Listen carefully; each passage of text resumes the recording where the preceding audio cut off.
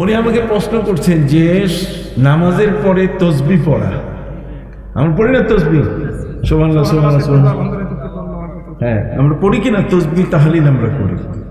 তো এই যে তসবিহ তাহলিল যে নামাজের পরে, ফরজ নামাজের পরে যে আমরা করি, এটা করা যাবে কিনা? আমি ওনার প্রশ্নটা একটু ভিন্নভাবে বললাম আপনাদেরকে বোঝাবার জন্য।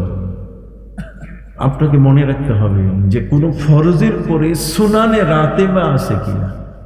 এটার নাম হলো সুনানে রাতেবা। সুনানে রাতেবা শব্দের অর্থ হচ্ছে এমন একটা সুন্নত যে সুন্নতটা মুআক্কাদা হিসেবে আছে।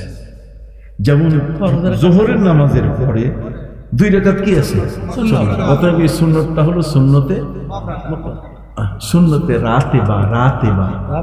রাতেবা ফতুয়া, আপনার আইনের ভাষায় কথা বলতে হবে, আইন ভাষার সাথে ফিকহের ভাষায় কথা বলেন ঠিক আছে, কিন্তু এটার নাম হলো সুন্নতে রাতেবা। রাতেবা শব্দের অর্থ যেটা পরপর